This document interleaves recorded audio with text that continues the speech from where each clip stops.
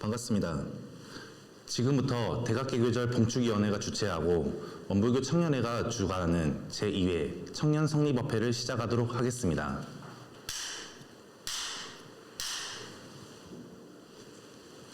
저는 오늘 이 성립업회 사회를 맡게 된 전북교구 청년회장 이종규입니다. 오늘 전북교구 청소년 문화회관에 모인 청년들과 함께 인사를 나누도록 하겠습니다. 모두 반갑습니다. 반갑습니다. 그리고 유튜브를 통하여 참여하고 있는 교우님들도 모두 반갑습니다.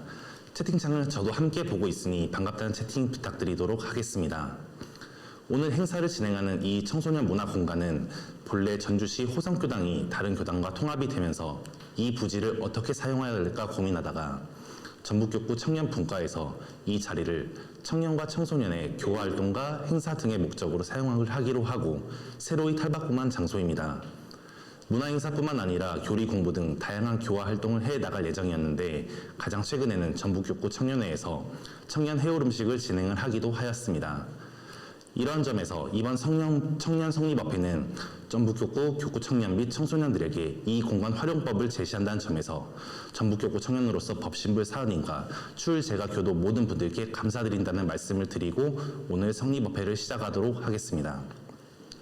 먼저 자세를 바르게 하고 청정한 마음을 모는 정에 들도록 하시겠습니다.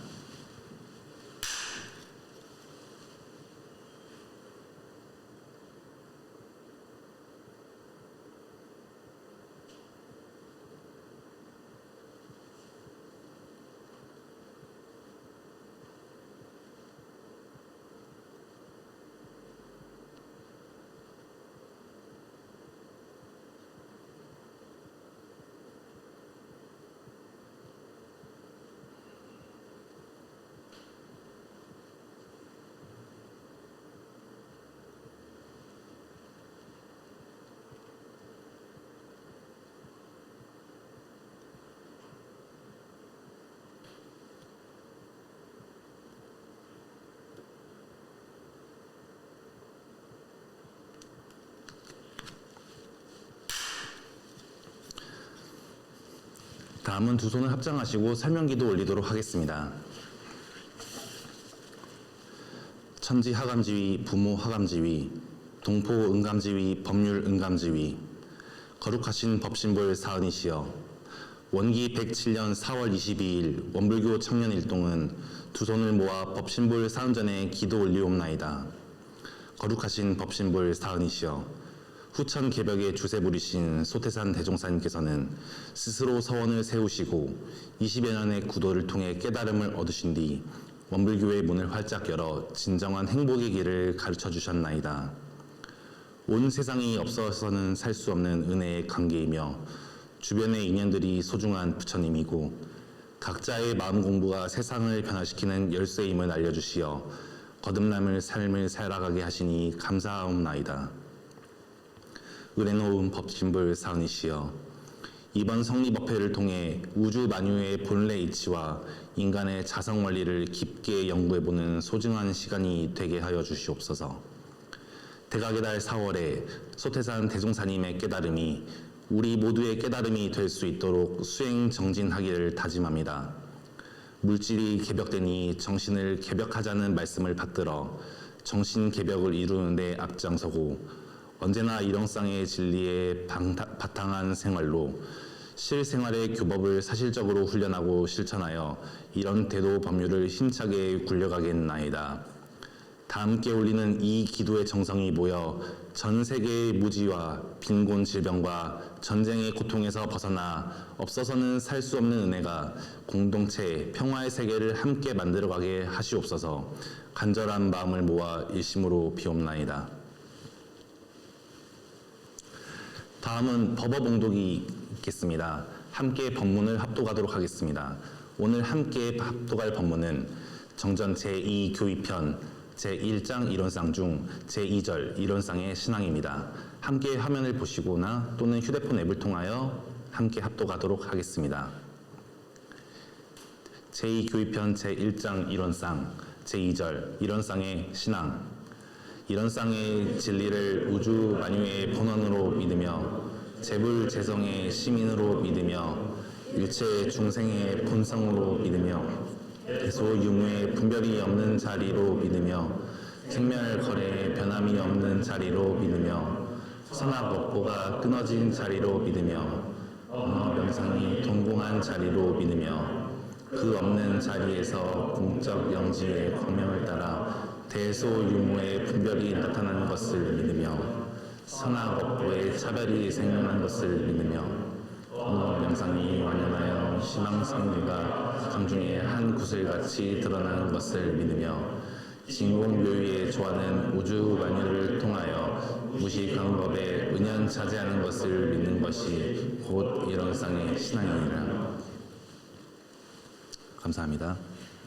다음은 성가의 순서가 있도록 하겠습니다. 성가는 제76장 성리의 노래인 천가지 만잎사귀를 같이 힘차게 불러주시길 바라겠습니다.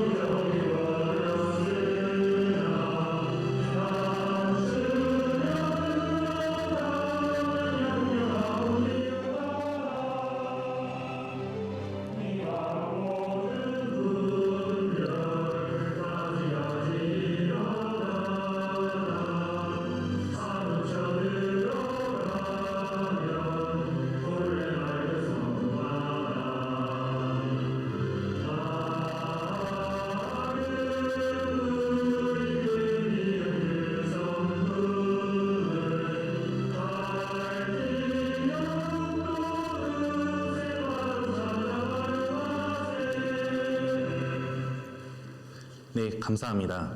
본격적으로 성리 법문을 시작하도록 하겠습니다.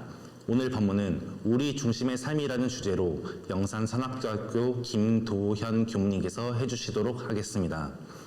법문이 끝난 후 질의응답이 준비되어 있으니 현장에 계신 청년분들께서는 교무님의 법문 말씀을 들으시면서 궁금하신 점을 메모해 주시거나 또는 채팅창을 통하여 질문을 받고 있으니 많은 참여 부탁드리겠습니다. 오늘 법문을 해주시는 김도현 교무님께서는 수원교당, 가락교당, 중앙총부 총무부 그리고 현재 영산선악대학교에 근무 중이십니다. 오늘 성리법회를 통하여 우리 중심의 삶, 그 안에 무엇이 있는지를 한번 알아차리는 시간이 되기를 희망합니다. 먼저 큰 박수로 김도현 교무님을 맞이하도록 하겠습니다.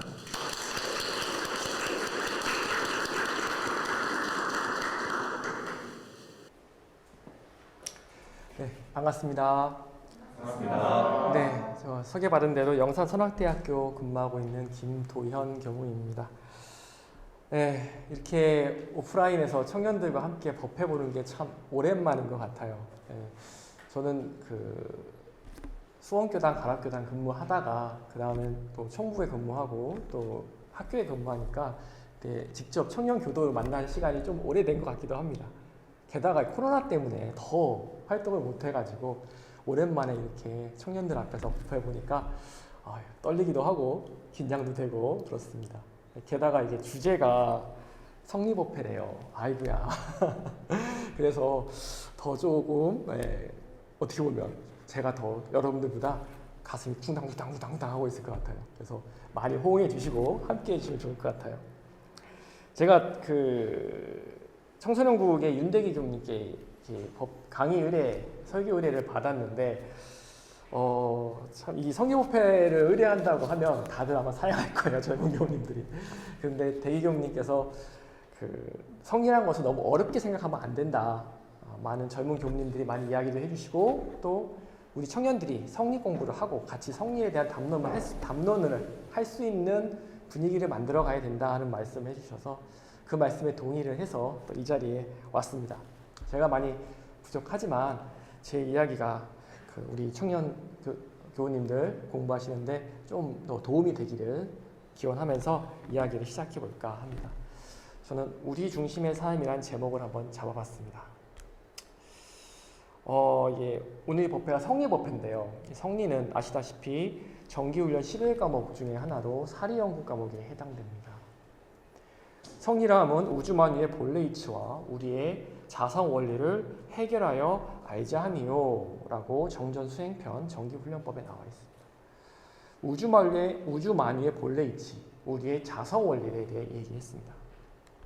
근데 우리가 한 가지 조금 더 전제할 것 다들 아시겠지만 우리 원불교에서는 또 불교에서는 이 우주의 이치와 마음의 이치가 둘이 아니다 라고 이야기하고 있습니다. 그래서 불교 쪽에서는 마음밖에 따로 세상이 존재하지 않는다 라고까지 이야기를 하기도 하죠.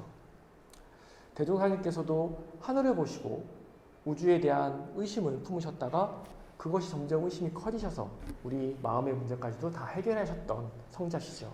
그래서 우리는 마음, 성품의 이치를 알아서 우주의 이치라고 하면은 너무 멀잖아요. 근데 성품, 내 마음, 가까이 있는 내 마음을 알아서 우주의 이치까지도 해결해 가자.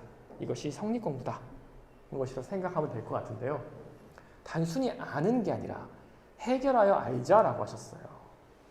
이것은 단순한 분별지는 아니다라는 말씀이죠. 분별지란 말을 청년들이 많이 들었을 것 같기도 하고 아닐 것 같기도 하고 해서 간단하게만 얘기를 하면 분별한다는 건 나눈다는 거잖아요. 그렇죠. 우리 사고방식은 그렇게 나누는 것을 시작합니다. 우리는 태어나면서부터 나와 너를 나누고 내 것과 네 것을 나누고 보는 사람과 관찰하는 사람과 관찰되는 사람을 나눠서 사고방식을 육군의 동작을 합니다. 그렇게 언어가 구성되어 있습니다. 근데 이 분별지, 대표적인 언어는 한계가 분명히 있어서 우주의 이치나 우리 마음의 원리를 정확하게 설명하지 못한다. 그래서 표현이 좀 한계가 있지만 체득한다, 증득한다, 마음으로 안다, 해결하여 안다 등으로 표현을 스승님들께서 해주고 계셨던 것 같습니다.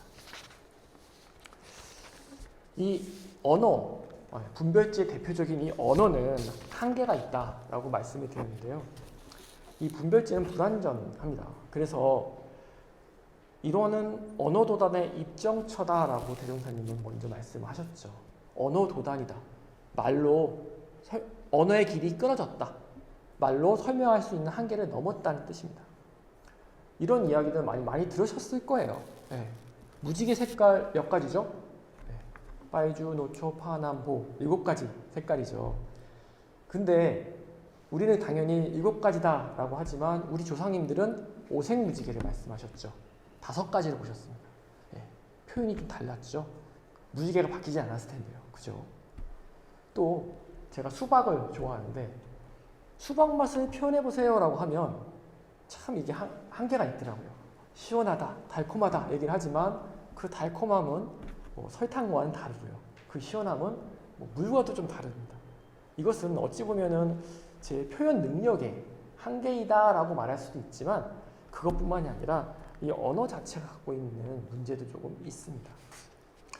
이거 보이시나요? 네. 토끼와 오리라는 그림인데요. 게슈탈트 심리학에서 등장을 한다고 합니다. 네. 뭐가 보이시나요? 토끼, 오리. 우리가 똑같은 그림을 보고 있는데 어떤 사람은 토끼로 보고 어떤 사람은 오리로 봅니다. 우리는 같은 것을 보는데 다른 것을 다르게 보는 것이죠. 왜 이렇게 다른 걸 보냐? 이것은 2가지 정도로 생각을 합니다. 의도가 다르다, 혹은 인식 체계 내지는 개념 틀에 다르다라고 설명을 하죠.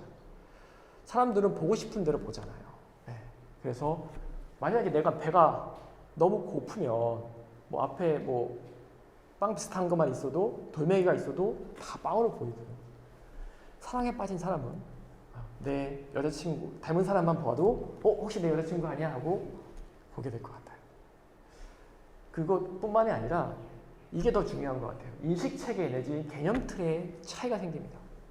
그러면 이것은 학습된 대로 보고 훈련된 대로 생각한다는 겁니다. 제가 만약에 외국에 나가서 아랍말을 듣는다고 하면 저는 정말 아무것도 안 들리고 그냥 소음처럼 들릴 거예요. 그러다가 혹시라도 옆에 한국 사람이 지나가면서 무슨 말을 하면 아무리 작은 소리도 쏙 들어와서 다 이해가 될 거예요. 그것은 내가 한국말이 학습되어 있기 때문에.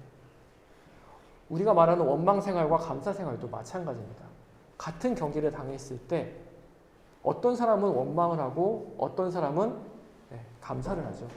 내가 어떻게 훈련되어 있냐에 따라서 자동방사적으로 그런 생각들이 나고 그런 인식을 하고 있습니다. 이것은 어쨌든 같은 건데 보는 사람이 다르게 보는 거죠. 그것뿐만이 아니라 우리가 보는 대상 역시도 이것이다 라고 정확하게 말하기가 어렵습니다. 그림 두 개를 올렸는데요. 하나는 루빈의 꽃병이라는 그림입니다. 형태심리학에서 주로 쓴다고 하는데요. 여기서 보면 어떤 사람은 마찬가지로 컵을 보고 어떤 사람은 두 사람의 얼굴을 보는 거죠. 근데 여기는 앞에 것과 조금 다릅니다. 앞에 토끼와 오리는 같은 걸 보고 다르게 본 건데요. 이번에는 서로 다른 걸 보고 있습니다. 어떤 사람은 검은색을 보면서 물병을 얘기하고 꽃병을 얘기하고 어떤 사람은 흰색을 보면서 사람을 얘기합니다. 우리는 같은 이 그림을 본다고 하지만 이 대상이 정말로 꽃병인지 사람인지 알 수 없습니다. 모호합니다. 옆에 있는 천국과 지옥이라는 그림, 20세기 네덜란드 화가 애셔의 그림이라고 하는데 이것도 마찬가지죠. 어느 색을 보느냐에 따라서 천사가 보이기도 하고 악마가 보이기도 합니다. 우리 분별지는, 우리 인식은 완전하지 않습니다. 표현의 한계, 언어의 한계뿐만이 아니라 어떠한 대상도 이것이다 라고 명확하게 확정하여 말하기는 사실 어렵습니다. 우리가 다르게 보기 전에, 우리가 보기 전에 그 대상 자체는 어떤 존재일까? 분별하기 전, 인식하기 전, 사고하기 전의 대상 자체는 어떤 존재일까? 누구도 정확하게 말하기가 쉽지 않습니다. 불확정성의 원리라는 게 있죠. 이게 뭐예요?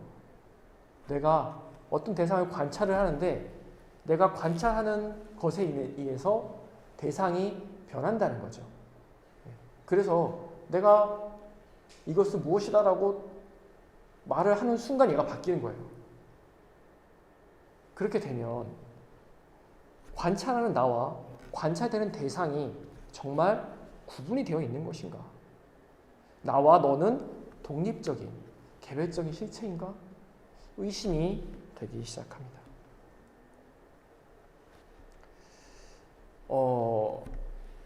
그런데 하지만 우리가 이 사용하고 있는 분별지, 대상은 이게 무엇이다 정확하게 말하는 게 어렵다는 것은 분명하지만 우리는 이 분별지로 살아갑니다. 사고를 타고 말을 하고 살아가죠. 그것을 떠나서 살아갈 수가 없어요. 그리고 언어를 통해서 서로 생각을 나눕니다. 그래서 우리의 마음, 성품, 혹은 우주의 이치가 어떤 것인가 역시 우리의 분별지를 통해서 다가가야 된다. 그리고 대종사님께서는 우리의 마음을, 성품을 어떻게 표현하셨는가도 한번 살펴봐야 될 것 같습니다. 첫 번째로 이론상 서원문 한번 앞부분을 보면요. 이론은 언어도단의 입정초요, 유무초월의 생사문인바, 천지부모, 동포, 법률의 본원이요, 재불조사, 범부중생의 성품으로 라고 되어 있습니다. 천지부모, 동포, 법률은 우리 청년들 다 아는 것처럼 이 세상의 모든 존재를, 일체 만유를 대조사님께서 은혜라는 기준으로 네 가지를 나눠주신 거죠. 그러니까 이 우주에 있는 모든 것이 사실은 그 모든 것의 본원이 일원이다 하셨고, 그 일원이 부처와 큰 스승님과 우리들과 모든 생명들의 본래 마음과 같다라고 대원사님이 선언을 하십니다. 그러니까 우리가 생각을 할 때, 혹은 제가 오늘 강의를 할 때 일원이다 혹은 마음이다 하면 두 개 같은 것이다 라고 생각하면서 이야기를 들으시고 또 생각하시면 좋을 것 같아요. 근데 이 이론상 서원문에서 제가 강조하고 싶은 것은요, 변하지 않는 면과 변하는 면과 변하지 않는 면이 있다는 것을 대공사님이 말씀해 주셨다. 유상으로 보면 상자가 이게 항상 상자잖아요. 항상 있는 것으로 보면 상주불멸로 여여자연에서 무량세계를 전개했다라고 하셨고요. 무상으로 보면, 변하는 면으로 보면, 그 일원은, 우리 마음은 변하는 면으로 보면 이 우주의 성주계공, 이 우주의 변화하는 것과 우리 만물의 생로병사와 또 우리들의 마음작용에 따라서 변화를 해서 무량세계를 전개했다라고 하셨어요. 그러니까 우리 마음은, 이 우주는 변하는 면이 있고 변하지 않는 면이 있다. 이 두 가지 우리는 다 생각하면서 있어야 된다. 그것을 저는 한번 강조를 하고 싶습니다. 또 두 번째로, 또 이론상의 진리장을 뺄 수가 없잖아요. 아까 어제 아마 이론상의 진리장을 봉독을 했고 오늘 신앙을 봉독했을 텐데요. 같은 내용이죠. 이 이론상의 진리를 대종사님께서는 우리 마음을 이론상의 진리장에서 세 가지 측면으로 설명해 주고 계십니다. 첫 번째는 없는 자리죠. 분별이 없고 변함이 없고 업보가 끊어지고 언어 명상이, 말과 이름과 형상이 완전히 비어있는 측면이 있다. 또 하나는 공정영지에 광명이 있는 측면을 말씀하십니다. 공정영지라고 하셨는데 텅 비고 고요하죠. 공적합니다. 그런데 그 안에 신령스럽게 아는 작용 혹은 힘이 있다. 우리 마음에는. 그것이 광명과 같다라고 하셨어요. 이 광명은 빛이죠. 참 빛은 위대한 것 같습니다. 우리 청년들은 아마 대부분 도시에 사시니까, 전주도 도시니까 밤에도 좀 밝죠. 근데 제가 영산에서 왔잖아요. 그쪽은 좀 시골이라 밤에 등이 별로 없어요. 그래갖고 아침에 자선을 하려고 집에서 나와서 이렇게 법당을 가다 보면요, 많이 어둡습니다. 저는 좀 집이 한 10분 걸어가야 되거든요. 가다 보면은 어두운데 멀리 뭐 가로등 한두 개 좀 있어요. 그러면 어떻게 보이겠어요? 옆에 산도 있고 밭도 있고 또 집도 저기 멀리 있는데 어수룩하게 보이면서 잘 안 보입니다. 그러면서 제 상상이 거기 들어가는가 봐요. 잘 안 보이는 데서 도깨비가 나타납니다. 뭔가 무서운 마음이 들기도 하고. 그런데 빛이 생기면, 해가 뜨면 밝게 보이면서 나의 상상이 다 사라지면서 그 도깨비들이 사라지죠. 그것이 빛의 힘, 광명의 힘입니다. 공정영지는 우리가 텅 비어있는데 참 신령스럽게 아는 그 힘은 그런 빛과 같은 엄청난 힘이 있습니다. 또한 이론은, 우리 마음은 진공묘유에 조화가 있다. 진공묘유다. 진공, 참으로 비어서 아무것도 없습니다. 그런데 있는 게 있어요. 없는데 갑자기 있어요. 그래서 신기하다. 진공묘유다 하셨습니다. 그렇게 있어지는데 그게 그냥 멋대로 있어지는 것이 아니라 조화롭다고 하신 거죠. 인과봉의 이치에 따라 조화롭게 나타난다.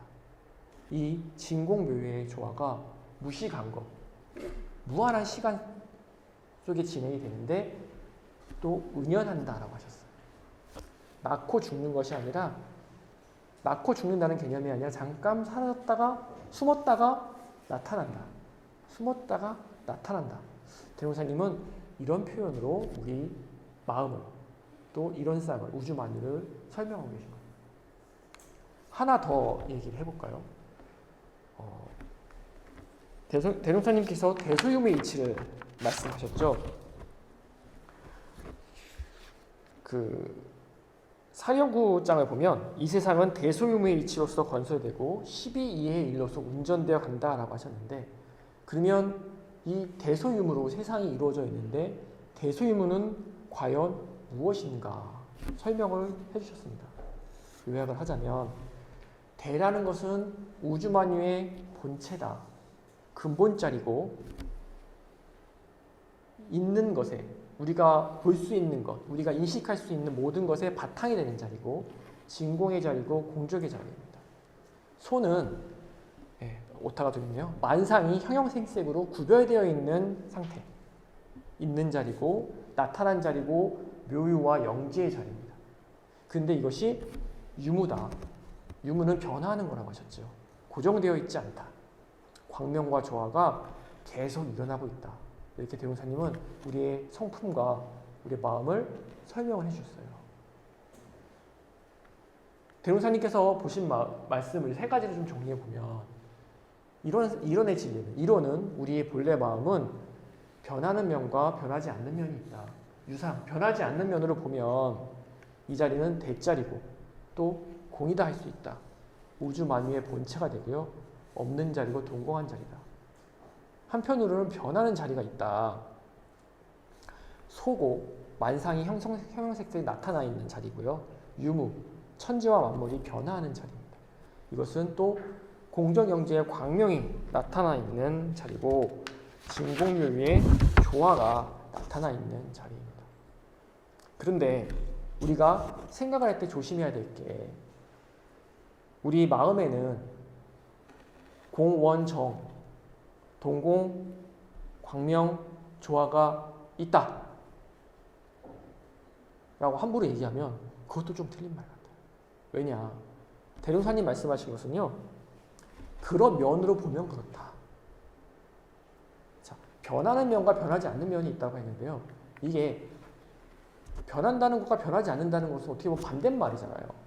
반대되는 게 어떻게 있어? 라고 생각할 수가 있는데 대룡사님께서 말씀하신 것은 그 마음은 참 묘해서 우리 언어를 뛰어넘어서 변하는 면이 있고 변하지 않는 면이 있더라 라고 설명을 해주시는 거예요. 비유하자면 그냥 우리 손바닥 같은 겁니다. 우리는 손바닥과 손등이 있잖아요. 언어로 표현을 합니다. 하지만 이것은 손이에요. 손바닥과 손등이 떨어져서 따로 존재할 수 없습니다. 그렇죠? 보는 면에 따라서 이렇게 설명할 수 있고 저렇게 설명할 수가 있었더라. 이 성품은 우주만유의 본래 이치는 우리 마음은 언어의 한계를 뛰어넘었지만 설명을 해보자니 변하는 면과 변하지 않는 면이 있었더라 라고 대웅사님 말씀하시는 거죠. 우리 마음이 바로 그러합니다. 우리 마음을 들여다보면요. 가만히 들여다보면 여러 가지 생각들이 막 일어났다가 가라앉았다 합니다.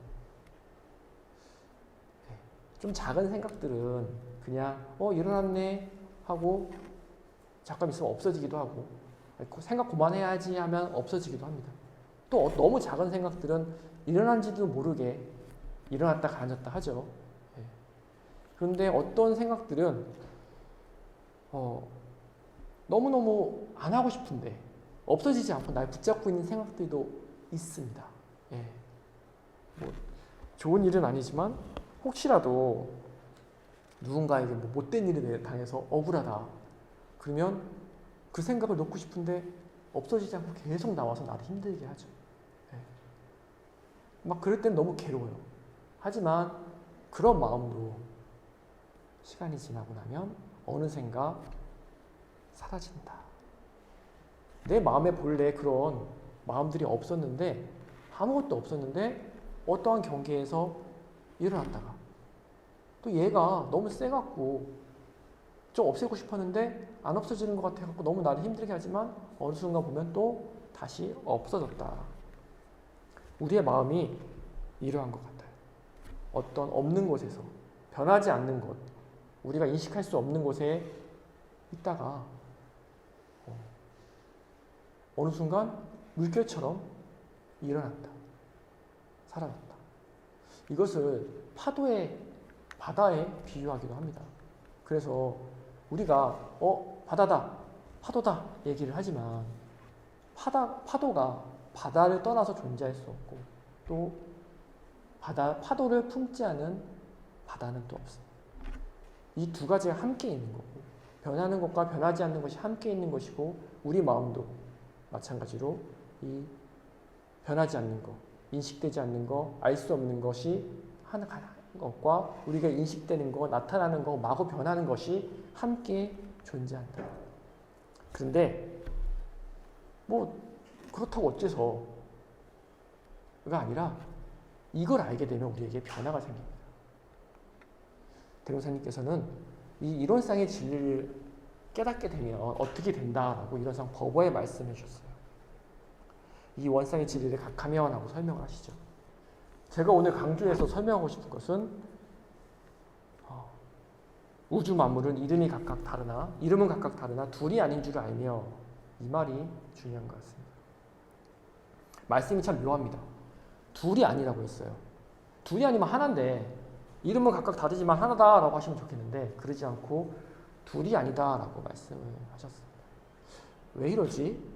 이거 뭐지? 혹시 의심이 가셨던 분이 있는지 모르겠어요. 설명을 하기 위해서 제가 다른 그림을 좀 하나 갖고 왔어요. 한자경 교수님, 이화여대 한자경 교수님이 자주 쓰시는 그림인데요. 한자경 교수님 이런 표현을 하십니다. 우리 마음에는 표층과 심층이 있다. 표층에는요, 우리 분별지, 우리가 인식하는 이 마음에는요, 어떤 A라는 것이 있으면 다른 것 B와는 다릅니다. A는 A가 아닌 것, 물결 표시가 있죠. not A와는 다릅니다. 다른 것이죠. 우린 다르게 인식합니다. 내가 다르고 너가 다릅니다. 그런데 그 마음의 밑바탕으로 쭉 내려가 보면 그 A와 A가 아닌 것이 둘이 하나였다.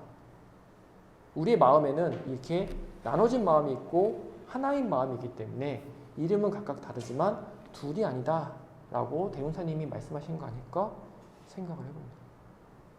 대종사님 표현으로 좀 정리를 해보자면 이름이 다른 자리와 둘이 아닌 자리가 있습니다. 이름이 다른 자리, 나눠져 있는 자리는요, 구별되어 있는 자리입니다. 소자리고 변화하는 유무자리죠. 분별의 마음이고요, 나누어진 마음이고요, 너와 나, 우주 만유, 삼라만상이 구별되어 있는 자리입니다. 또 둘이 아닌 자리가 있어요. 이 자리는 본체가 되는 자리고 텅 비고 뚜렷한 자리고 나눌 수 없는 자리, 대자리입니다. 분별 없는 마음이고 천지미분전, 하늘과 땅이 나눠지기 전자리고요. 일념미생전, 한 마음이 나기 전, 우리가 마음이 나서 언어로 표현이 되기 시작하면 나눠지거든요. 그 전자리입니다. 그래서 우리의 본질은, 내 마음과 우리의 본질은요, 나누어져 있는 나만 있는 것이 아니라 나누어지지 않은 우리라는 면이 있습니다. 우리가 이 두 가지를 다 알고 살아야 한다. 그것이 대종사님이 말씀하신 것이 아닐까 생각해 봅니다. 그래서 우리는 나를 생각하잖아요. 나를 생각해서 내 욕심을 채웁니다. 남의 것이 좋아 보이면 내 앞에 갖다 놓고 싶어지고요. 이렇게 뭐가 싫으면 다른 사람 앞에 치워버리고 싶어집니다. 어찌 보면 이것은 나누어져 있는 우리들로서는 당연한 마음이죠. 하지만 자세히 생각해보면, 우리 마음을 잘 살펴보면 우리는 나누어진 존재만 있는 것이 아니라 둘이 아닌 존재가 있다.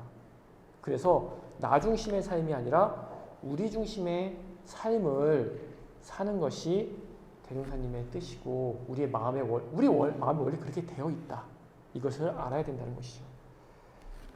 마음 공부의 핵심은 그래서 나 중심의 삶에서 우리 중심의 삶으로 전환하는 것이 우리 마음 공부가 아닐까라는 생각도 해봅니다.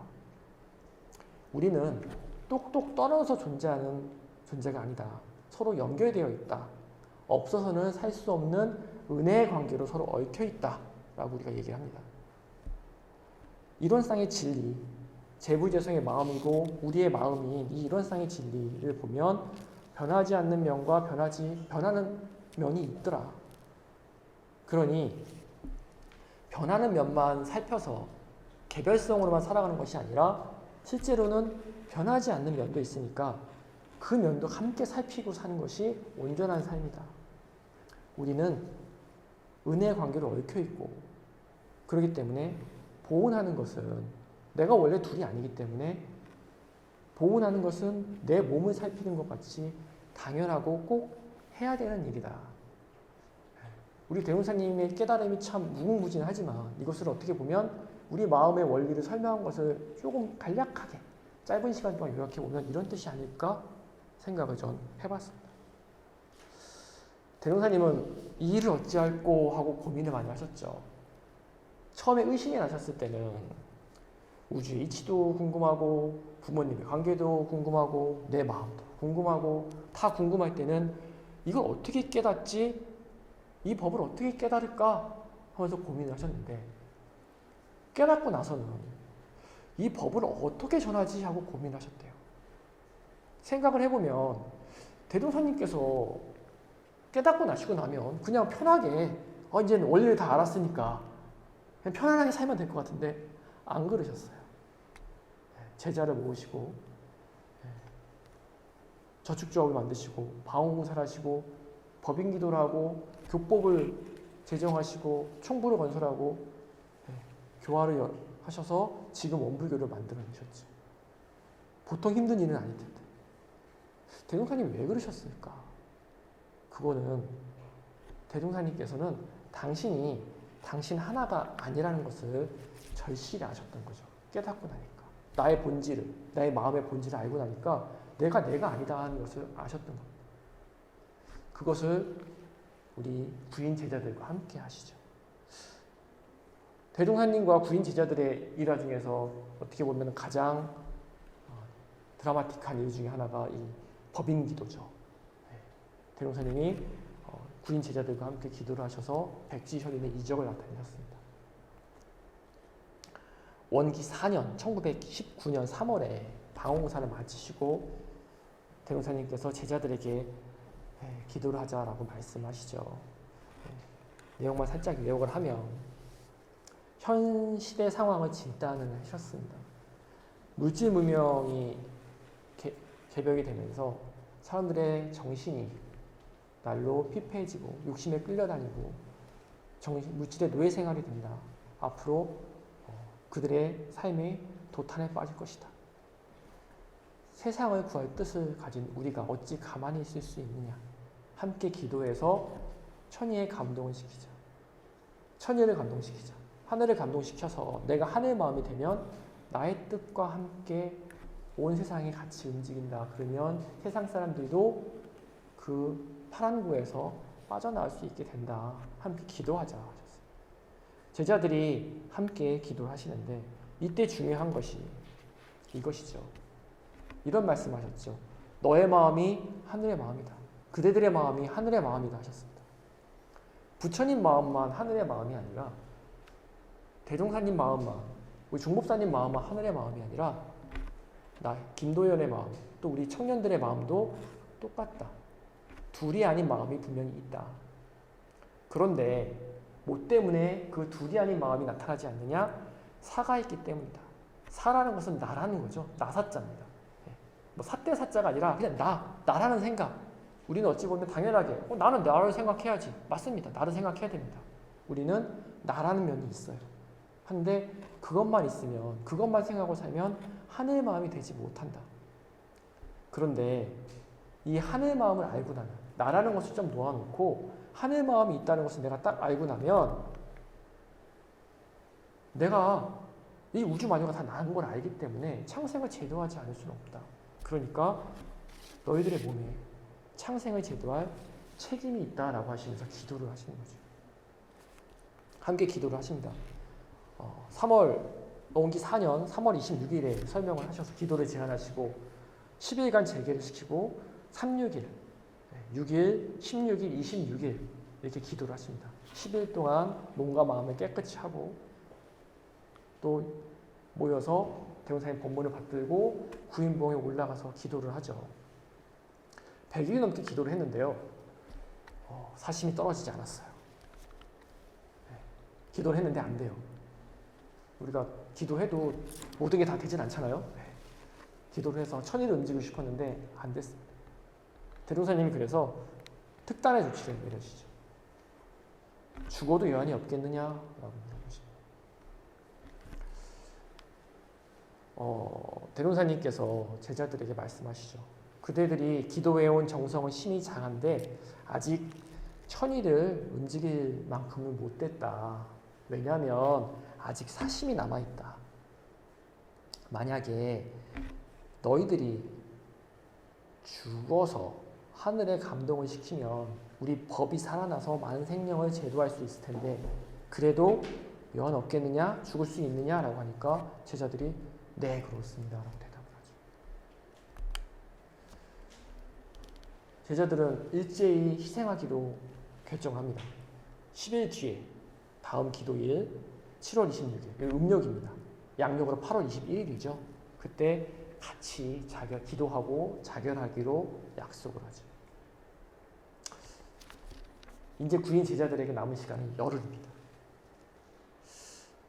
최후의 희생을 하기로 약속을 하고 이 구인 제자들은 어떠한 삶을, 어떠한 시기를 보냈을까요?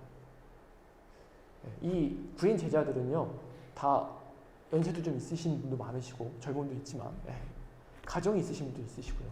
옛날에는 일찍 결혼하셨죠. 부모님, 연로하신 부모님도 계시고 그랬습니다. 그런데 그걸 다 놓고 죽어야 된대요. 어떨까요? 그 마음이. 잘은 모르겠지만 사실 어머님한테 제가 대동사님을 믿고 따르는데 열흘 뒤에 저 죽을 겁니다. 대동사님 말씀 따라서. 저는 못할 것 같아요. 이 분들에게 대동사님은 사실 그때는 정말로 절대적인 존재셨죠. 대각을 하셨고 그 증명을 보이셨어요. 방어공사, 저축조합 등등을 통해서 정말로 그냥 나 대각했을 뿐만이 아니라 정말 실제를 보여주고 계셨던 대종사님. 굉장한 능력을 보여주셨죠. 당신이 지도하신 말씀도 이것은 천재의 말씀이다. 옥황산재의 말씀이다라고 돌려서 말씀들을 하셨어요. 제자들에게 대종사님은 말씀을 걸고 하늘의 말씀과 같았습니다. 그런 분과 약속을 했어요. 꼭 진리와 약속을 했어요. 열흘 뒤에 죽겠다. 지켜야 돼요, 이제. 그 열흘을 아마 구인 제자들은요, 정말 1분 1초를 완전한 삶을 사셨을 거예요.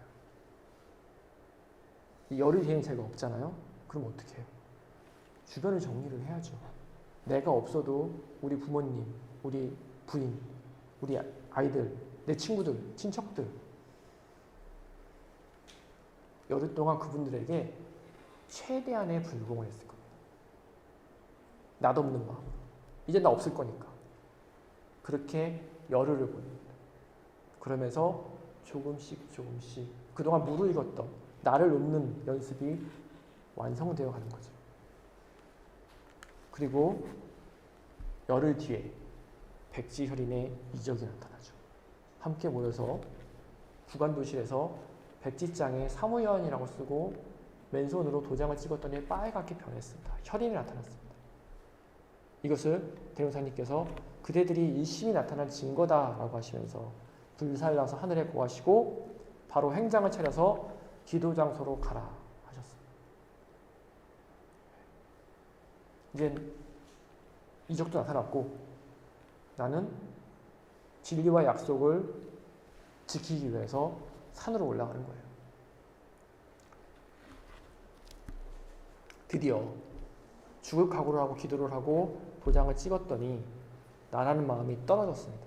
그래서 변하지 않는 마음의 맛을 본 거예요. 이때 둘이 아닌 마음의 맛을 대종사님께서 보셨던 그 맛을 구인 선지님도 똑같이 보셨던 겁니다. 우주만유가 이름은 각각 다르지만 둘이 아닌 그 자리를 체험하신 거예요. 그렇게 그 마음을 확인하고 나서 구인 선지님들께서 진리와 약속을 지키기 위해서 희생하러 가십니다. 가는데 도연 대종사님이지 뒤에서 부르시죠. 돌아오라 부르십니다. 그대들의 마음은 천지신명이 이미 감응하셨고 운부공사가 이제 판결이 났다. 그대들의 몸은 곧 시방세계, 이 온 세상에 바친 몸이다.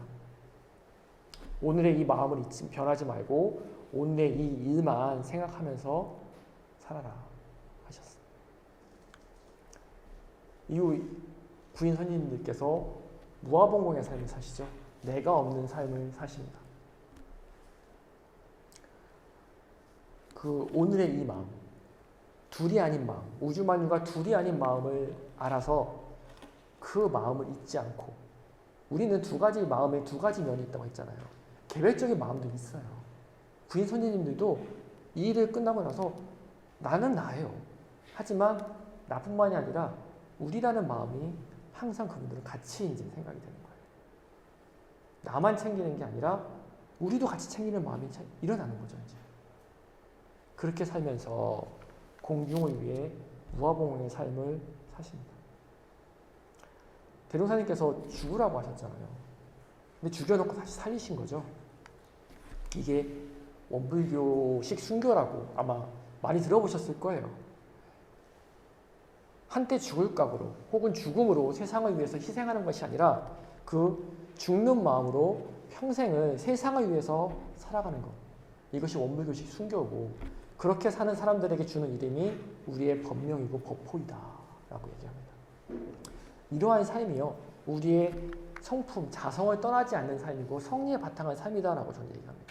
왜냐하면 우리가 보통은 나만 생각하고 살잖아요. 나누어진 나만 생각하고 사는데 그것이 아니라 우리는 그 면이 아니고 모두가 하나인 둘이 아닌 면이 함께 있다는 걸 알면 이렇게 될 수 있습니다. 대종사님께서는 이 법인 기도를 통해서요 당신과 똑같은 9명의 분신을 만들어내셨어요. 성품을 떠나지 않고 마음을 내는 그 맛을 보게 하셨습니다. 그래서 구인 선생님들은 그 둘이 아닌 마음을 그 마음의 맛을 딱 보고 그 다음부터는 무아봉공의 삶으로 원불교를 창립해 나가셨습니다. 이게 우리 공부길이고 어쩌면 가장 빠른 공부길인 것 같습니다. 이게 또 금강경에도 나오고 우리 무신헌법에 나오는 응무소주 이생기신다. 응하여도 주 한 번 없이 그 마음을 내는 것이다. 어떤 경계를 대해도요 주착하는 마음이 없고 이것은 나고 저것은 너고 이건 내 것이고 저건 네 것이다라는 마음이 없이 그냥 내 성품에서 마음을 내서 활용한다. 이것을 강령적으로 말했을 때 육군이 무사하면 잡념을 제거하고 일심을 양성하라 하셨고 육군이 유사하면 불의를 제거하고 정의를 양성하라 하셨습니다. 이러한 삶이 나 중심의 삶이 아니라 우리 중심의 삶이다. 성품을 따르는 삶이고 이런 세상 진리를 따르는 삶이고 성리에 바탕한 삶이다 라고 말씀드리고 싶습니다. 우리의 마음에는 여러 가지 마음이 일어나잖아요. 근데 그 일어나는 마음들이 사실은 이 변하지 않는 마음의 바탕에서 일어나는 것들인데 그 일어나는 마음을 잘 살펴서 중도에 맞게 살아가는 것. 이것이 성립공부고 무아봉공의 삶이다 라고 말씀드립니다.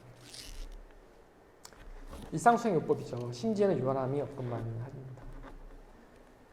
우리 마음밭이라고 비유를 하잖아요. 이 모두 갖고 있는 공통적인 마음. 둘이 아닌 이 마음은 다 갖고 있는데 거기서 여러 가지 마음이 나옵니다. 어리석은 마음이 나기도 하고요. 지혜로운 마음이 나기도 하고 잔인한 마음이 나기도 하고 자비로운 마음이 나기도 하고 인색하고 탐내는 마음이 나기도 하고 회시하는 마음이 나기도 하고 사상에 차별심이 나기도 하고 원만한 마음이 나기도 합니다. 우리는 이런 마음들이 다 나요. 그런데 이것을 잘 봐서 중도에 맞게 살자는 거죠. 나한테 탐심이 날 때가 있습니다. 우리가 이상하게 맞는 거는 잘 맞추기 어려운데 아닌 거, 잘못된 거는 날 봐도 어떻게 잘 알더라고요. 이게 성품에서 나온 건가? 헷갈리는데 이건 내 욕심에서 나온 거구나. 이것까지는 잘 알아야 될 것 같아요. 근데 그 마음이 나왔다고 해서 스스로를 자책할 필요는 없다. 나오는 마음을 인정해 줘야죠. 나왔으니까 어떻게 해요? 나온 걸 이미. 그 나왔다는 것은 과거에 내가 이미 심었다는 얘기잖아요. 언젠가 심었던 것이 나온 거니까. 그러면 인정해 준다. 하지만 그 인정한 마음을 그대로 쓴다? 그건 아니죠. 나온 마음이 옳으냐 그르냐 선하냐 악하냐를 판단해야 되죠. 그래서 옳은 것, 선한 것만 취한다. 이것이 우리 마음 공부잖아요. 우리 사막 공부잖아요. 그죠?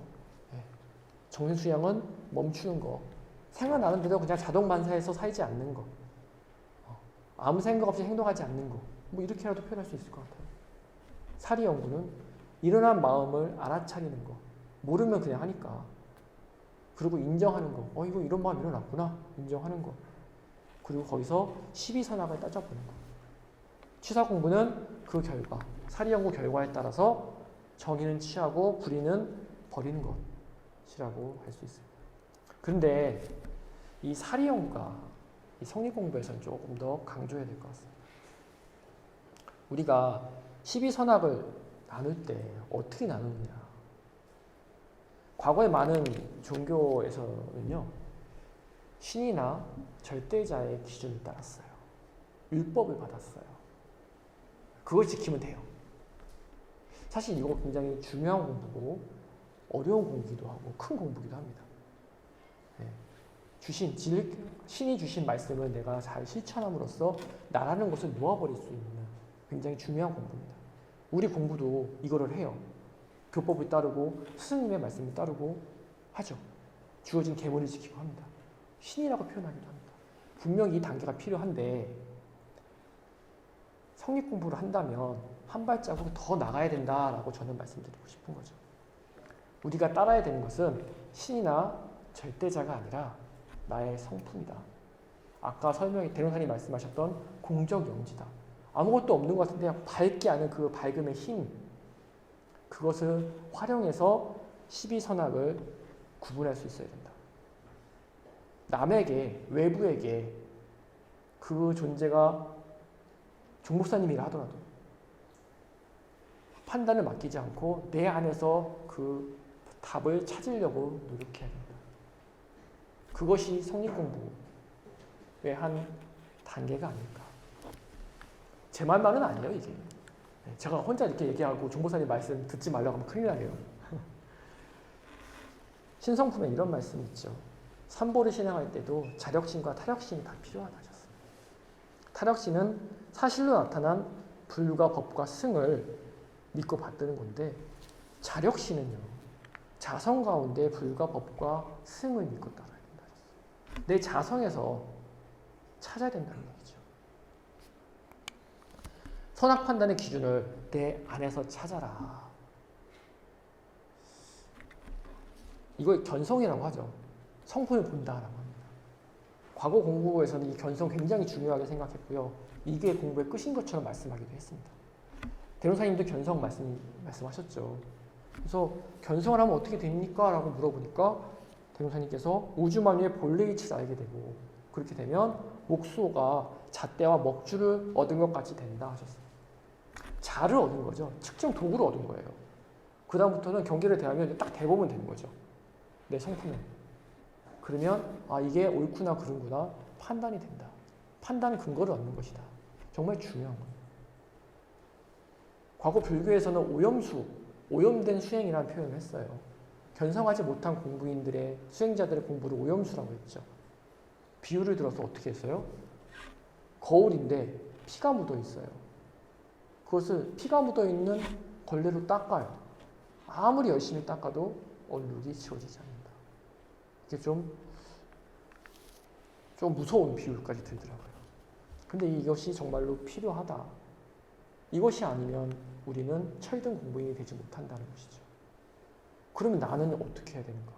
아직 잘 모르겠는데, 난 아직 잘 모르겠는데 어떻게 해야 되는가? 정산용사님께서 자성반조라는 말씀을 하셨죠. 자성 공부가 필요하다. 자성 반조 공부가 필요하다. 참다운 자성 반조 공부는 견성을 하여야 하지만은 견성을 못한이라도 신성 있는 공부인은 부처님의 법문에 의지해서 반조하는 공부를 할 수 있다. 그 요령이 일상수행의 요법이다 하셨습니다. 일상수행의 요법이 아니겠습니까? 우리 교전 자체가 다 마찬가지겠죠. 우리는 혹시 우리가 견성을 하지 못했더라도 이 부처님의 말씀을 근거를 해서 내 본래 마음자리에 맞는 행동을 할 수 있다. 그것이 마음 공부다. 성리에 바탕한 마음 공부는 다시 말씀드리면 나의 성품을 확인해서 나에게 나오는, 내 마음에서 나오는 것이 내 본래 성품에서 그대로 순연하게 발현되었느냐, 아니면 무언가에 가려서 어둡거나 왜곡되었는가를 잘 살펴가지고 성품 그대로 발현하게 하는 것이다 라고 할 수 있는데, 이거를 하는 방법에 있어서 성품을 확인하기 위해서 정말로 사랑하는 과적과 세상의 모든 일과 나의 의무를 다 팽겨치고 그거 내 본래 마음, 두라니 마음을 딱 찾아가려고 노력을 계속하면 언젠가 되겠죠. 언젠가 될 겁니다. 놓지 않으면. 그런데 그런 것은 정말로 천에 하나 만에 하나의 일이기 때문에 대론사님께서 그렇게 하는 것이 아니라 당신이 우리의 성품 원리를 자상하게 설명을 해주신 거죠. 대론사님이 추구하신 법은 큰 도라고 하셨어요. 천하의 큰 도다. 그래서 천하 사람들이 다 할 수 있는 것이 천하의 큰 도다 하셨어요.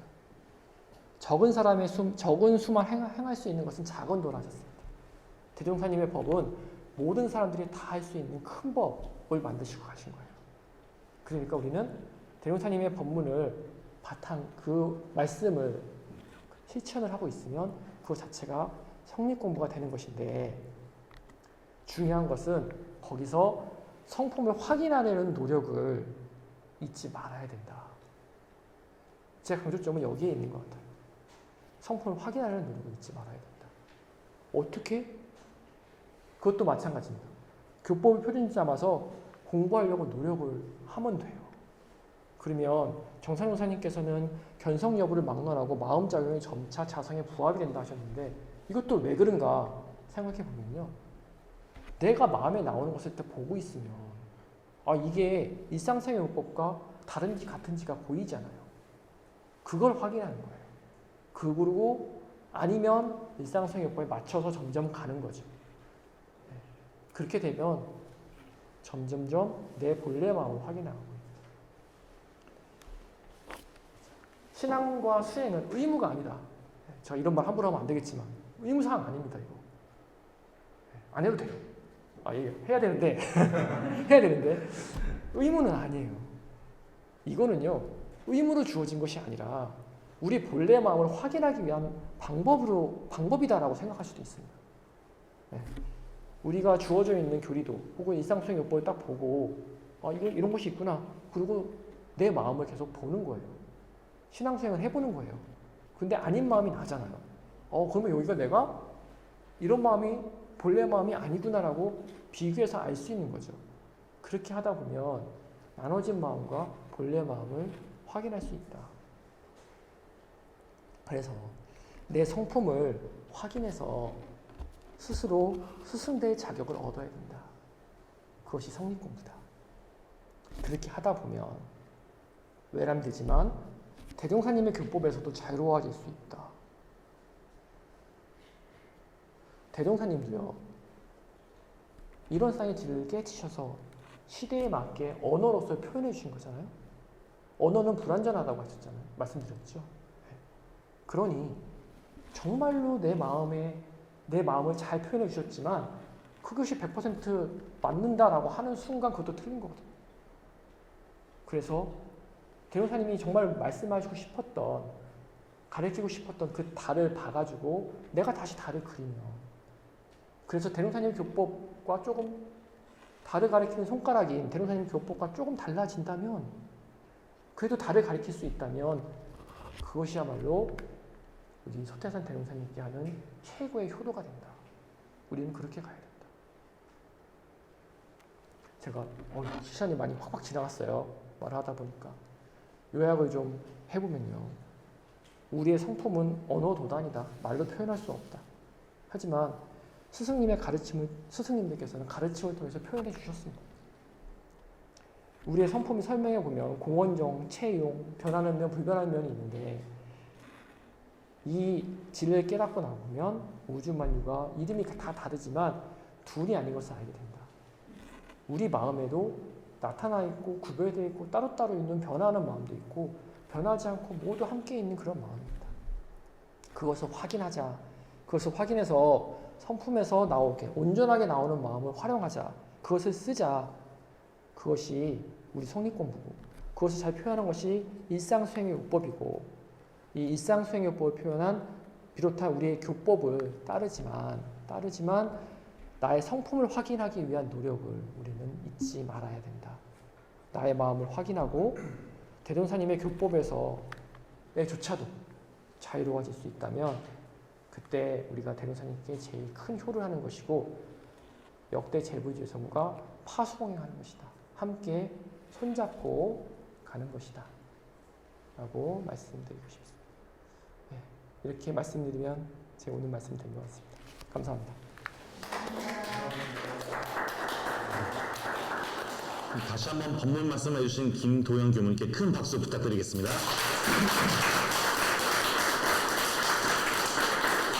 네, 감사합니다.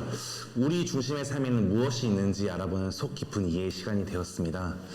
네, 얼마 전에 사회적 거리두기가 해제가 되었는데요. 오늘 이 현장에는 벌써 30여 명의 교우분들께서 함께 모여가지고 지금 성립협회를 청하고 있는데 어떻게 본다면 사회적 거리두기가 끝나고 첫 번째 불금이에요. 그럼에도 불구하고 법문 말씀을 듣기 위해서 이 자리에 모여주신 교우분들께도 감사하다는 박수 한번 다시 드리도록 하겠습니다. 바로 이어서 질의응답 시간을 갖도록 하겠습니다. 오늘 교무님의 말씀을 듣고 질문이 정말 많으실 것 같은데요. 평소에 궁금했던 것들, 그다음에 성리 공부를 통해서 궁금했던 것들을 자유롭게 질문해 주셔서 감사하겠습니다. 유튜브를 통하여도 질문을 받고 있으니 유튜브에 질문 많이 남겨주시길 바라겠습니다. 일단 들어온 질문부터 두 가지 먼저 말씀을 드릴게요. 그 사이에 두 가지나 들어왔었습니다. 어려운 질문이 있고 쉬운 질문이 있는데 어떤 걸 먼저 드릴까요? 쉬운 거부터. 네, 알겠습니다. 네, 첫 번째는 전주교당에 있는 교도가 질문한 건데요. 어떻게 본다면은 교무님께서 오늘 하루 시간 내가지고 어떻게 보면 스쳐 지나가는 인연이 될 수도 있는 거잖아요. 전북교구 청년들에게는 어떤 교무님으로 기억되고 싶으신지, 또 그리고 현재 부임하고 계신 영산 설학대학에서는 또 어떤 교무님으로 기억되고 싶으신지, 아니면 이제 앞으로 이제 교무님 활동을 하시면서 난 이런 교무였다라는 평가를 듣고 싶으신지에 대해서 궁금했던 교도가 한 명 있었습니다. 그래요? 아니, 네. 개인적인 질문을 하시면 네, 쉬운 질문입니다. 예, 그냥 제가 출가 전부터 그냥 아이디처럼 쓰고 있는 게 라이크트리라는 아이디를 쓰고 있어요. 나무처럼이라고 쓰고 있는데요. 왜 그랬는지 모르겠지만 그렇게 쓰고 있었는데 약간 나무는 그런 느낌이 있잖아요. 한결같은 것이 있고요. 또 그늘을 주고요. 또 과실을 주고 그렇습니다. 제 모습이 어떤 모습일지 모르겠지만 처음의 마음을 놓치지 않고 한결같은 모습으로 있으면서 그늘도 주고 열매도 주고 그런 사람이, 그런 존재가, 그런 대종사님의 제자가 되고 싶다 생각으로 살고 있으니까요. 혹시라도 이렇게 질문하신 분께 또 여기 있는 청년들에게 그런 존재가 될 수 있으면 좋겠습니다. 근데 오늘이 재미가 없었으면 계속 재미가 없어야 되는데 이거 어떻게 할지 모르겠습니다. 그 다음에 두 번째 질문 드리도록 하겠습니다. 김미정님께서 질문해 주셨는데요. 좀 이제 어려운 질문입니다.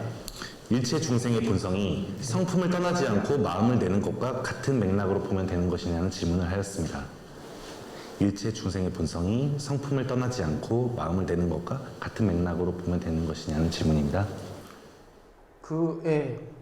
지금 그렇게만 들어서는 정확하게 알 수는 없지. 제가 어떤 의도로 질문하셨는지는 모르겠지만 그래도 통하는 면이 분명히 있는 것 같습니다. 일체 중생의 본성이 일원이라고 하셨잖아요. 그 마음을 살려 쓰는 것이 본성을 떠나지 않는 공부입니다. 그리고 금강경에서 상을 얘기하잖아요. 그 상이라는 것이 어떻게 보면은 생각이거든요. 생각상, 형상상자를 쓰기도 하고 생각상자를 쓰기도 하는데 어떠한 고정관념 같은 겁니다. 근데 나라는 것 역시도 고정관념이다. 나라는 존재, 내가 혼자 나라는 것은 독립되어 있다. 내가 소중하다. 나만이 소중하다. 그런 생각은 어떻게 보면 우리가 생각하는 그런 고정관념, 우리 요즘 용어로 고정관념이다. 버려라. 그리고 그렇게 된 것이 아닐까 생각도 해봅니다. 네, 그리고 유튜브로 또 하나 질문이 올라왔다고 하는데요. 네, 이번에는 인우교당의 오세훈 교도가 질문하였습니다. 생활을 하다 보면 화가 나기도 하고 좌절하는 마음이 들기도 하고 그런 마음이 안 들었으면 좋겠다는 생각이 들기도 한다고 합니다. 네, 마음 공부라는 사람이 마음이 편안해진 후에야 화내는 마음이 멈췄어야 하는데 합니다. 라고 이야기하면서 저는 언제쯤 스스로 멈출 수 있을까요? 라는 질문을 하였습니다. 멈추려고 노력을 하면 언젠가는 멈춰집니다. 그러면 될 것 되지 않을까요? 스스로 하기 원한 그렇게 받아들일까요? 스스로 하고 계신 것 같고요. 내가 멈춰야 된다는 생각을 갖고 있다는 것 자체가 내 마음을 보고 있는 거거든요. 그럼 시작을 한 거예요. 그러면 여러 가지 환경을 만들어 가야겠죠. 우리가 양면이 있다고 말씀을 드렸잖아요. 본원의 면이 있고요. 개별로 나눠진 면이 있어요. 근데 우리는 사실 개별에 나눠져 있는 걸 많이 지배를 받으니까 본원이다. 둘이 아닌 마음이 있다는 걸 알라는 것이고 양쪽을 다 고려하는 삶을 살자는 것이죠. 그런데 내 몸이 아프고 힘들면 짜증이 납니다. 나는 건 인정해줘야죠. 나는 건 인정해주고요. 그런데 그것을 인정했다고 해서 그것을 짜증을 내도 된다는 건 아니잖아요. 그죠? 그건 우리가 다 알고 있는 이야기니까. 제가 요즘에 우리 아기가, 첫 아이가 지금 4살인데 요즘 말을 좀 잘 안 들어요. 아유, 그냥 양치시킬 때마다 아주 큰일 났습니다. 그냥 양치 안 하고 장난만 쳐요. 보고 있으면 저도 막 이렇게 와 올라옵니다. 하지만 안 내려, 요 마음은 날 수도 있지. 하지만 뭐 여기서 애는 아빠랑 장난치고 싶은 건데 내 이유는 없지 하고 돌려봅니다. 하지만 그래도 짜증이 날 때도 있습니다. 그러면 짜증을 내고 미안하기도 하지만 자책하진 않습니다. 그것은 하고 하다 보면 결국 되는 문제다라고 저는 믿고 있고 또 그렇게 수행하고 있습니다.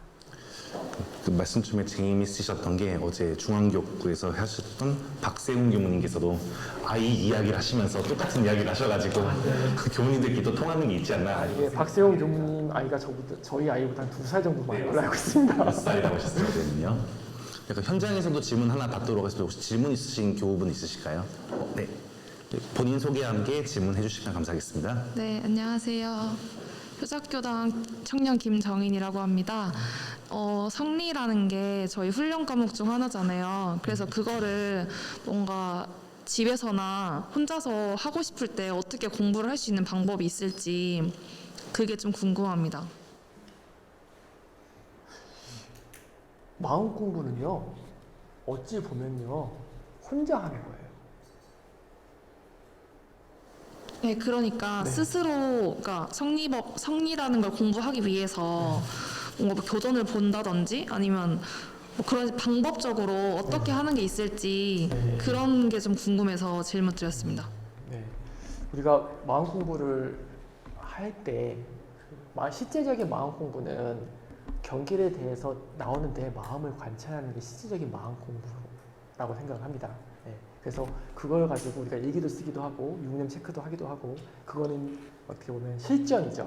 그것을 우리가 항상 하고 있는 거고 그거 외에 그러면 우리가 항상 비유를 들어서 운동선수가 항상 시합만 할 수는 없잖아요. 그죠? 네. 그러면은 연습도 해야 되는데 그 연습이 사막 혹은 정기훈련 과목 상시훈련주의상으로 대형사님 말씀해 주셨죠. 그러니까 그것을 실천해 가는 것이죠. 아침에 자선도 하고요. 경전도 보고요. 일기도 쓰고요. 그런 것이 내 아이의 실전에 내가 정말 경계에 대했을 때 내 마음을 쓰는 것에 힘이 됩니다. 그것을 아마 혼자 하실 때는 그런 것을 해보시는 게 좋을 것이다. 하고 계시겠지만 그거 외에 다른 특별한 방법은 없다. 그렇게 해서 평소에 연습을 해서 힘을 기르고 실제 현실에서 내 마음을 법에 맞게 쓰는 것. 이 두 가지가 같이 상호작용을 할 때 우리 마음의 힘이 커지고 결국 대종사님과 같은 마음이 된다. 질문에 대한 답이 되는가 모르겠습니다. 네, 감사합니다. 우리 아까 현장 질문 아까 혹시 네 마이크 전달해 주시고요. 네, 안녕하세요. 평화교당의 이세미 교도입니다. 말씀을 너무 잘 들었는데 제가 특히 가슴에 조금 와닿았던 부분이 마음의 이치를 통해서 우주의 이치를 깨닫는다라는 말이었는데요. 그러면 이제 마음과 아까 표층과 심층에 대한 얘기가 나왔었잖아요. 네. 그러면은 이제 표층과 심층 사이에 간극이 있다라는 건데 그 사이에 어떠한 작용이나 과정으로 분별지가 생기는지에 대해서 조금 궁금해졌어요. 그래서 대종사님께서 그 부분에 대해서 말씀을 하신 게 있는지 혹은 이제 교무님께서 지금까지 교무님 생활을 하시면서 좀 느끼신 부분이 있는지에 대해서 궁금했습니다. 네. 그 정산용사님께서 성품과 정신과 마음과 뜻이라는 말씀을 하셨죠. 한번 보신 적은 있으실 것 같아요. 공부를 하셨던 분이니까, 본인 같으니까요. 성품은 본연의 체라고 하셨습니다. 네. 근데 거기서 정신이 나타나는데 성품과 대동소이하나 크게 다르지 않은데 좀 영영한 감이 있다. 그 정신이라고 하셨어요. 정신에서 마음이 나타나고 마음이 움직여가는 것이 뜻이다라고 하셨던 것 같아요. 그것이 단계가 성품에서 정신, 마음, 뜻 이렇게 정선생님이 말씀하셨는데 그것을 사실은 제가 주로 하는 얘기는 구별되어 있는 마음이 아니라 연속적인 마음이다. 여기가 성품이 여기까지는 성품, 여기서부터는 정신, 여기까지는 마음, 여기서 뜻 딱딱 구별되어 있어서 단계별로 막 이렇게 있는 것이 아니라 쭉 이어져 있다. 디지털이 아니고 아날로그다. 그러니까 우리는 그 내 뜻을 마음을 보면서 쭉 타고 들어가다 보면 결국 변하지 않는 본래 성품을 확인할 수 있다. 아마 원불교 쪽에서는 이런 게 정목사님 말씀 중에서 있었던 것 같고요. 불교 쪽으로 들어가 보면 유식 쪽에서 그것을 깊게 연구를 해서 그 말라식, 아레아식 하면서 설명을 많이 하죠. 근데 그런 것들은 그 요가 수행자들이 깊은 명상을 통해서 내 마음을 열심히 분석한 것이죠. 그것도 내 마음을 여러 가지 측면으로 본 겁니다. 근데 우리는 어쨌든 정찬영 목사님께서 그렇게 말씀해 주셨고, 그리고 공부를 할 때 성품을 공부하는 게 아닙니다. 마음을 공부하는 거죠. 성품은 변하지 않는 것이고요. 마음을 움직여서 성품에 맞게 하는 것이다. 그것을 좀 생각하시면 내 마음의 단계라든가 이런 것을 구별할 때도 좀 도움이 될 것 같습니다. 예. 네. 그리고 마지막 유튜브 질문 또 받도록 하겠습니다. 제가 지금까지 성립업회 하면서 유튜브로 질문을 5개 이상 들어온 거 처음이었던 것 같습니다. 네, 안보미님께서 질문해 주셨는데요. 그 우주 만유의 본원이라는 말씀을 해주셨는데 본원의 의미를 조금 더 설명을 해주셨으면 한다는 말을 하셨습니다. 우주 만유의 본원이다.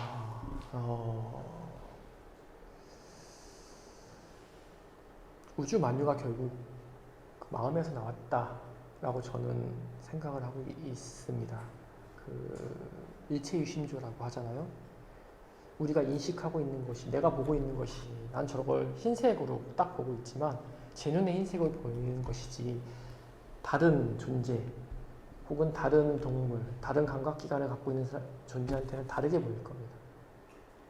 이 세상의 모든 것들은 사실은 내가 보고 있는 나중심의 세상입니다. 세상에 60억 인구가 있으면 60개의 세상이 있다고 그러잖아요. 근데 인간만이겠습니까?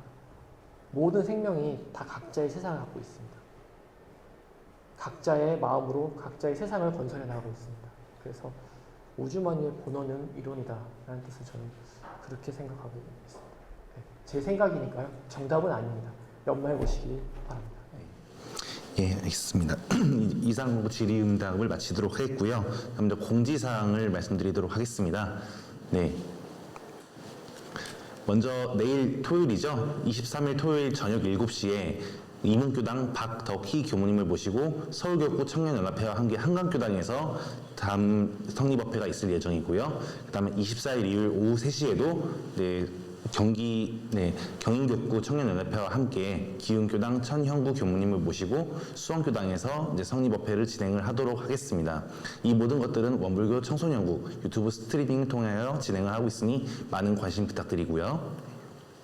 그 다음에 원불교 청년회와 여러 가지 소식들을 가장 먼저 받아보실 수 있도록 카카오톡 친구 플러스와 그 인스타그램 친구 팔로우를 부탁드리겠습니다. 그리고 그 청년 월말에서 한방이 4월 30일 토요일 저녁 8시에 있을 예정입니다. 상시훈련을 생활화하는 내방에서 매일 하는 훈련이므로 많은 관심과 참여를 부탁드리고, 네. 그 다음에 107년 7월 2일 토요일부터 8일 금요일까지 청년 정기훈련이 있을 예정입니다. 이 역시도 유튜브, 인스타그램과 카카오톡 친구 플러스를 통하여 공고를 할 예정이니 많은 관심을 부탁드리겠습니다. 네, 그리고 오늘 성립업회를 위하여 교구장님께서, 전북교구 교구장님께서 토스트와 음료수를 이제 공양을 하여 주셨고, 그 다음에 청운회에서 다가와 과일을 공양해 주시고, 그리고 봉봉회에서 기부금을 주셨습니다. 감사합니다. 네. 오늘 현장 참여 30여 명, 그리고 유튜브 가장 많이 들어오신 분이 81명까지 들어왔었다고 하더라고요. 약 100명 이상의 그 청년을 모시고 함께 성립협회를 잘 마칠 수 있었습니다. 원불교 청년회가 공부하는 청년회, 그동안 성리가 궁금했던 청년들을 위해 진행된 제2회 청년 성립협회였습니다. 어쩌면 어렵지 않을까 싶었던 우리들의 마음에 큰 공부심과 대종사님의 큰 깨달음을 대각의 내용인 더욱 깊이 다가오는 소중한 시간이었습니다. 내일 같은 시간 오후 7시 세 번째 성립협회가 진행됩니다. 많은 참여 부탁드리겠습니다. 그럼 이상으로 전북교구 청년 성립협회를 마치도록 하겠습니다. 감사합니다. 큰 박수 부탁드리겠습니다.